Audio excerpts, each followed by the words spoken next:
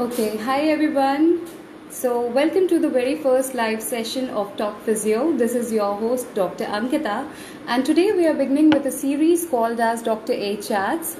And today, our guest for the show is Miss Ruchika Jain. She's a clinical psychologist and she is also a mental health educator.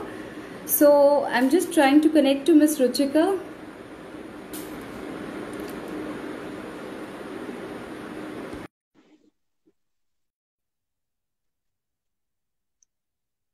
Okay.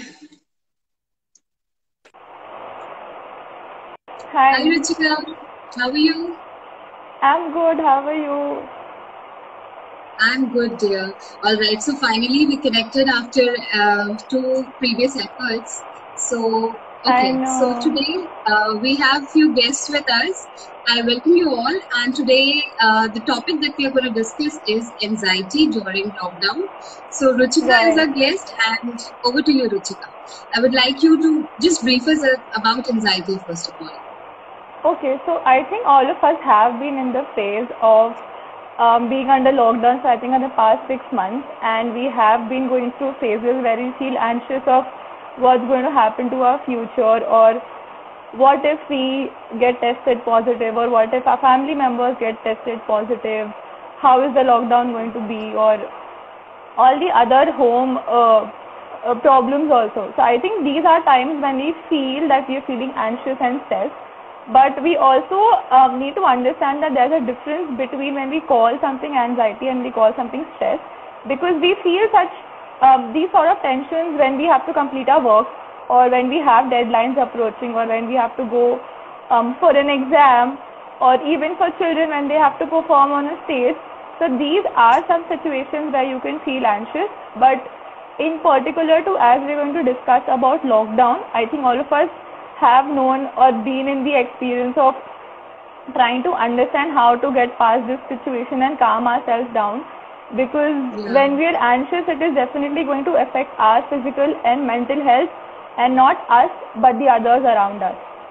I think that is Okay. sort of where we're going to discuss about anxiety, different types of anxiety, how we can take smaller steps at home to make sure that our mental health is in check. Right, right. All right, so we are also going through something called as PCOS month in the month of September. So I also want you to highlight upon how PCOS women are facing this anxiety issue, not just in lockdown, but in generally, I think Right. anxiety is a symptom for them. Right, right. So with PCOS, there are a lot of body changes that a woman experiences. And because with body changes, there are so much internal hormonal changes that happen, that sort of creates a shift in their mood, and that does make their mental health like go here and there. And with anxiety, because they are going through a lot of changes, they aren't sure of how they have to tackle all of this. They aren't sure of how to behave or how to think or how to keep their mood in check. And with that, there might be issues with body. There might be issues with how am I looking? Am I going to be acceptable? Will I have a lot of friends? Will they be okay? So I think these causes a lot of anxiety in women diagnosed with or who have PCOS. Right, right. And when we talk about lockdown, so I think the stress is doubled for these women who are Right. facing PCOD or PCOS. Definitely. Anyways, Definitely. so we come down to signs and symptoms that we have about anxiety. So, what do you think are the common signs and symptoms that we have when you are facing anxiety? Right. So with that, I think I would want to divide the signs and symptoms of anxiety into four different parts. One would be physical, then cognitive, behavioral, and emotional. So with physical aspects of anxiety, I think you would first experience an increase in your heart rate. You will feel breathless. You will have palpitations. You will feel numb. You might feel very dizzy, you will have difficulty in sleep, you might experience headache. So these are some physical signs of anxiety you would find in a person. With cognitive, I think you experience that there is a difference in your memory power. you have confusions, it's difficult to make decisions or quick decisions, I would say, and you also have thoughts and feelings that you're not able to control what's going on, your situations, and there is self-doubt as well. If it's anxiety about how am I doing, right, one mentioned that you feel a sense of exhaustion mentally and physically, and with behavioral patterns, once you feel that okay, this situation or this thing makes me anxious, I would avoid going to that place or I would avoid that situation completely. I will have a safety behavior that every time I feel anxious, I would do something that calms me down. So that can be termed as a safety behavior. And even unhealthy coping mechanisms, that every time I am anxious about how am I going to complete my deadline, I would probably go out with my friends or use substance as my coping mechanism. And lastly, coming to emotional signs, so I feel overwhelmed. A person might feel a lot of worry, fear, panic, nervousness. I think there are so many signs and symptoms, and an amalgamation of all of this is where you can term as someone experiencing anxiety in their life. Right. So the symptoms actually overlap each other. You cannot just have, specifically, you cannot say that, okay, this is the symptom for anxiety and this is not. So I think there's an overlapping symptoms and signs also. Anyways, so moving ahead, Ruchika, I would like you to tell us what are the forms of anxiety that we face? What are different forms that we have related to anxiety? So as you were saying that there are different forms of anxiety. So there are differentiations in the term, in the ways they are expressed out in different situations. So one is the general anxiety, which is called GAD. So this is not particular to any situation or any person or anything in specific. It's something a person experiences on a regular basis, on a daily basis, that everything and anything would make them anxious, and they have all these symptoms going on throughout their day. So that is when we term as GAD. And then one is which is specific phobia. So this is irrational fear or worry of a specific situation, a specific place, or a specific person. Like we know a lot of people are scared of spiders, a lot of people are scared of injections, a lot of people are scared of being in a closed space like lifts, which is claustrophobia, right? And then coming to PTSD. So PTSD is post-traumatic stress disorder. So in this, for a person to be diagnosed with PTSD, for them they have to experience a situation which is very traumatic in their past. It might be sexual abuse, it might be a traumatic childhood. So with that, these signs that we just spoke about, having signs of anxiety, this is something we experience with maybe nightmares, and they're not able to sleep properly, right? Nightmares, as a person commented. So PTSD is also a form of anxiety, right? And as common as OCD, right? So we hear people telling that she has OCD, she just likes cleaning and all of that, but there is a complete mechanism that we need to understand about OCD. It's obsessive thoughts with compulsive behavior. So you have obsessive thoughts about something, and then because you want to decrease the anxiety those obsessive thoughts create, you get indulged in compulsive behavior. And the combination of two is where we call it OCD, but the root level of it is where you actually experience anxiety about those thoughts. Right, and another one is social anxiety. So with people, for example, students or people who are scared of giving presentations in front of the class, or are scared of going out in new places or talking to new people, especially when it's a wedding or it's a social function or it's a party where they don't feel comfortable in talking to other people, or they might feel that what if they are judging me? Am I looking fine? Am I talking properly? So these situations where they cannot indulge in social gatherings is where social anxiety comes in. And I think the last one I missed would be separation anxiety, which is commonly seen in children. So with young children, we might see that they would not want to go to school. They say that, no, I want to stay home, I don't like school. But somewhere when we actually go to the root of why they are saying so, they might have separation anxiety where they don't want to leave their parent. They feel that something would happen to my mother or father if I go. What if they get sick or something? So these thoughts are where we can diagnose someone with separation anxiety. And though these situations I was talking about in different forms of anxiety are common, the way it's expressed is something which hampers their daily functioning, and it's to a level where it's clinically diagnosed is where you would be diagnosed as someone who's experiencing anxiety. Right. So I think we are facing anxiety in the lockdown in more higher terms and also otherwise. So there's no doubt that anxiety didn't exist before lockdown. So we cannot deny things like OCD and stress disorders. So that's true. So Ruchika, what do you think during this lockdown period, which form of anxiety has come up more? What queries are you facing? Like what kinds of anxiety have you seen in people and your patients? So which form is more expressive these days or during the lockdown?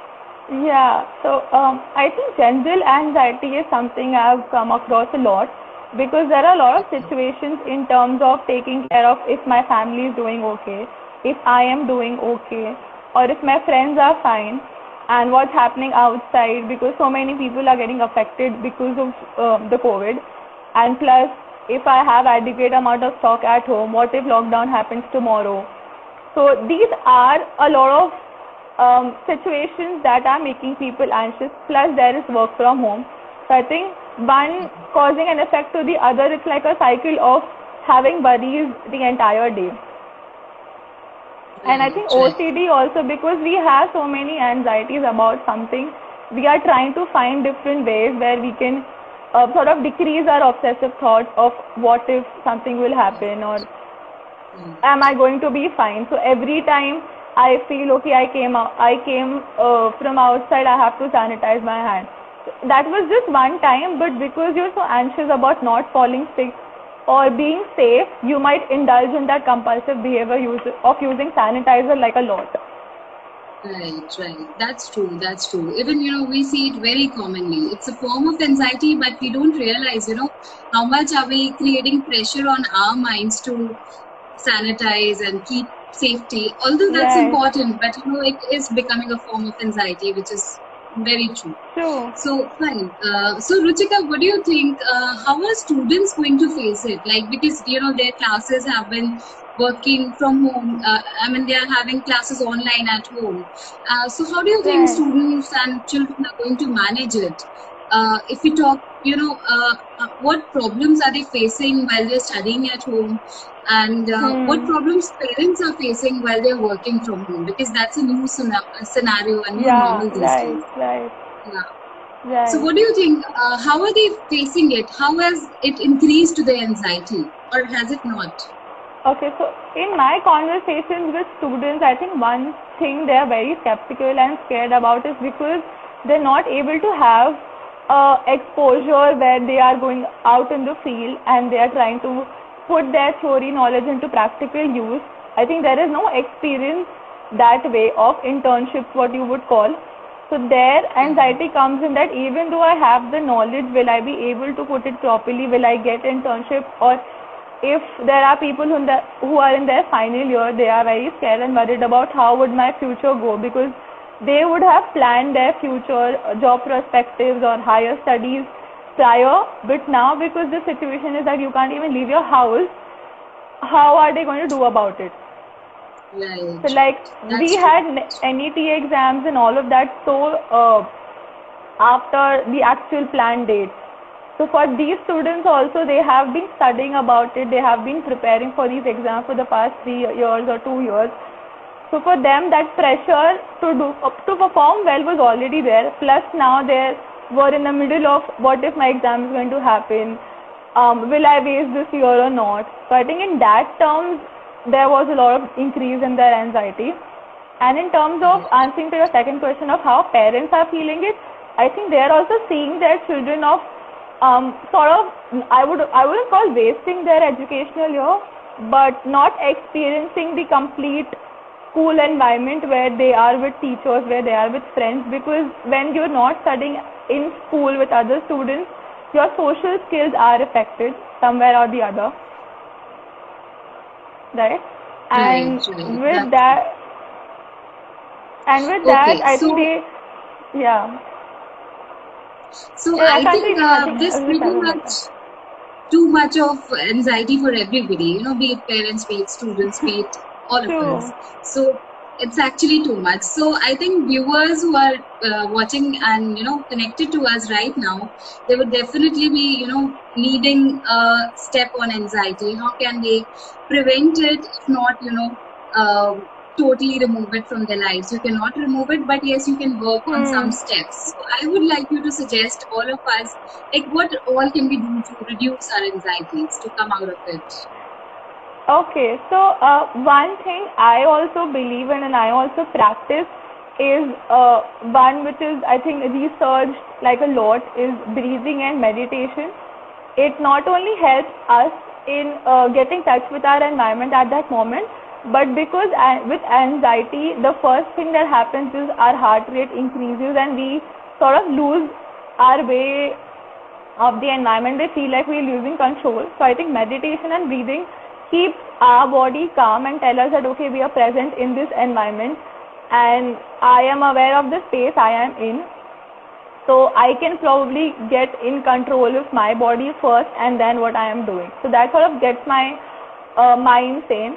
And there is a very easy step that has been given out. So it's called a 5 steps of grounding. You can Google it afterwards if you do not find like or forget or watching this. So it's basically 5 things that you can see around yourself. It's basically using 5 senses. So 5 things you see around yourself.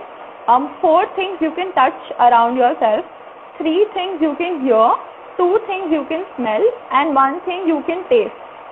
So it's a very small and a very simple activity, but it, for a person who is experiencing a lot of anxiety, it really would help that person to get grounded with their present here and now, and then sort of take another action.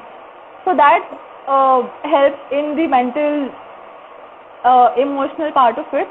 And you are a physiotherapist, so you would also have people who experience like a lot of anxiety, and exercising is definitely one way to control your body. So what would you suggest? So, I think physical activity has a lot of impact on your mental health. So there have been researches since ages about this. So when you exercise, you get that high, your endorphin levels, they go up. So I think it's better to be connected to some form of activity. It's not that mandatory that you need to go for some exercises only or going for some gym only, but at home also you can spare up a few minutes to move your body, stretch, do some stretches, do some yoga, or maybe any activity. Even you can just walk around in your home for a few minutes. That's also an activity. So once you connect to physical activity, I think your endorphins are raised and you start feeling better itself. So I think that's what I would like to suggest everyone. Yes, please spare out few minutes, into that activity so that your mood gets uplifted and you don't feel that anxiety 24/7. Because I think to break that monotony, you need to intervene with some sort of physical activity, which I would advise as a physiotherapist. And of course, your advice as a psychologist, that we do need to keep a check on our mental health. So that is important. So any I questions? also want to add one more thing. Not a question, but also one more thing, because with anxiety, we have a lot of thoughts, very overwhelming thoughts that come to our mind. And a lot of thoughts are irrational or might be irrational in nature. Sort of also understanding that if I have a thought of, for example, I hurt myself and I see blood coming out, my thoughts could go from, okay, just a small wound, to maybe what if I get infected, what if it's a big disease, or what if I get blood cancer. So anxiety can lead from going to extremes. But where I can stop myself is to actually understand that is that really possible, and find evidence of how much possibility or probability is that my thought is true. So once I realize that okay, it's not going to happen, maybe that will help me get aware that okay, I am worrying about something that is not. And that bring my anxiety with different thoughts. Right, right. Okay, and I think we have pretty well summed up what anxiety is, how do we need to deal with it. Quite a lot of information. So, any questions do we have? Anything you would like to answer from the viewers' side?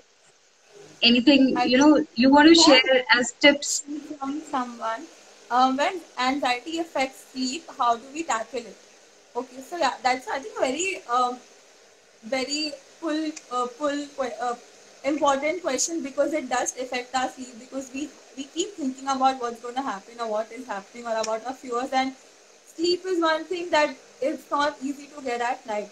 So maybe before sleeping, you can think about what happened during the day that was successful. So you would have more confidence in what I did right than maybe worrying about what is going to happen, which is uncertain. And as we were talking about meditation and yoga, that helps our body get aware of the surroundings, calm us down. So that is definitely a very good practice to do before you sleep. Having a good sleep hygiene, and maybe if you are well equipped with breathing activities, having a journal that lets you put out your anxious thoughts, and also trying to see if there is evidence of if that's really possible or not, am I being irrational or not. So all of these are practices you can do to make sure you have a better sleep quality. Plus, but you also might need professional help because anyway you are experiencing so many thoughts which is anxiety provoking. You might not be able to handle it when you note it down because it might just be very overwhelming for you. So I think yeah, that is Right. a small simple step that might help you sleep better with Right. professional help also. Yeah, and I think gratitude of a feeling of gratitude is something, which takes us out of any kind of stress and anxiety. It uplifts Definitely. you at that very moment. So I think having gratitude and being thankful to whatever you are having in life, even in the stressful times, that uplifts you a lot and boosts your confidence to move positively Right, ahead. right, right. Right, right. Talking about All right. Gratitude Monday is the World Gratitude Day. So even Bell Prism is doing 7 days of gratitude of identifying what you are thankful at work, what you're thankful in your room, what you're thankful for people and family. So I think that brings you awareness about what are things that are right and what are things that are supporting you to be a better person. So definitely gratitude is a very good activity one should practice. Right, right, right. I think right. That's so true, Ruchika. And I think we had a very informative session with you. Thanks a lot for being there with us on Dr. A Chats. And we would definitely like to have you once more after this. Maybe, something different and something new to talk about. So, Definitely, all the if some viewers also, suggestions they yeah. can come up to us. Yeah, I think anybody, if somebody would like to ask us anything, you can ask us even during this live session. Also, after this, you can just ping up Ruchika on Wellprism or on Talk Physio. You can just DM us your questions, and we'll definitely get back to give you the answers of those questions. Definitely. So, thanks a lot, everyone, for joining in, and thanks a lot, Ruchika, again. It's a pleasure Thank to you have you for here. bringing this topic up. All right, so we'll end up this session here. Thanks a lot, everyone, for joining in, and stay safe, stay healthy, and stay informed. Thanks a lot. Thank you so much. Take care.